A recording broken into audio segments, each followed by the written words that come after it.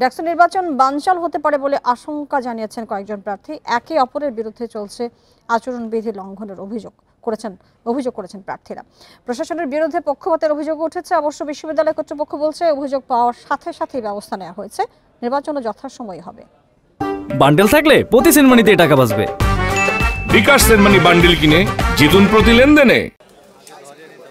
9 September অনুষ্ঠিত হতে যাচ্ছে ঢাকা বিশ্ববিদ্যালয় কেন্দ্রীয় ছাত্র সংসদ ডাকসু নির্বাচন। আনুষ্ঠানিক প্রচার শুরু না হলেও শিক্ষার্থীদের সাথে মত বিনিময় করছেন প্রার্থীরা।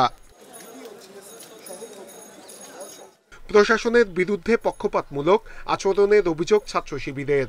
এই জুলাই বিপ্লব পরবর্তী ক্যাম্পাসের যে গণতান্ত্রিক পরিবেশ তৈরি হয়েছে সেটার একটা সাস্টেনেবল পজিশনে নিয়ে যাওয়া এবং এর মাধ্যমে পুরো বাংলাদেশে একটা চমৎকার বার্তা দেওয়া। তো আমরা আশা করব আমাদের শিক্ষকরা সে জায়গায় দায়িত্বশীল আচরণ করবে। নির্বাচন কমিশনারকে আমরা বলছি লেভেল প্লেইং ফিল্ড ইনশিওর করার জন্য যারা আচরণবিধি লঙ্ঘন করছে তাদের বিরুদ্ধে ব্যবস্থা নেওয়া।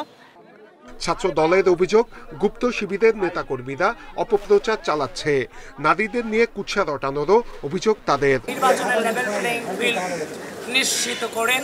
আর আমি শুরুতেই যেটা বললাম, ঢাকা বিশ্ববিদ্যালয়ের মুক্তিযুদ্ধ এবং নারীদের ব্যাপারে যেই নোংরামি করা হয়েছে, তো যদি বিশ্ববিদ্যালয়ের প্রশাসনের পক্ষপাতিত্বের আচরণ আমাদের বিরুদ্ধে আপনারা আনেন, তাহলে আপনাদেরকে নির্বাচনের মাঠে এন্ট্রি দিয়ে সর্বপ্রথম পক্ষপাতিত্ব করেছে বিশ্ববিদ্যালয় প্রশাসন। একটি পক্ষ নির্বাচন বানচালের চেষ্টা করছে বলে অভিযোগ স্বতন্ত্র শিক্ষার্থী ঐক্যের। বাইরে মিটিং করে আপনারা নির্বাচন থামাতে পারবেন না। যারা ডাকসু নির্বাচন বন্ধ করতে চেয়েছিল ইতিপূর্বে তারা বিতাড়িত হয়েছে, যারা ডাকসু নির্বাচন বন্ধ করেছিল তারাও বিতাড়িত হয়েছে। তবে প্রধান রিটার্নিং কর্মকর্তা বলছেন, যেসব অভিযোগ পাওয়া গেছে সেগুলোর বিষয়ে ব্যবস্থা নেওয়া হচ্ছে। অভিযোগ আমরা খুব কম পেয়েছি। আমরা আজকে প্রথমবারের মতো 2টা লিখিত পেয়েছি।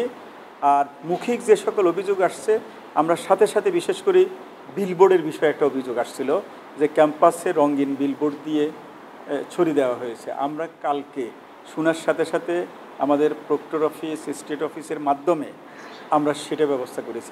সাইবার বুলিং প্রতিরোধে ঢাকা বিশ্ববিদ্যালয় নিরাপত্তা মঞ্চ, ঢাকা বিশ্ববিদ্যালয় শিক্ষার্থী সংসদ 1 ও ঢাকা বিশ্ববিদ্যালয় শিক্ষার্থী সংসদ 2 ফেসবুক পেজ 10 সেপ্টেম্বর পর্যন্ত বন্ধ রাখতে বিটিআরসিকে অনুরোধ করেছে প্রশাসন।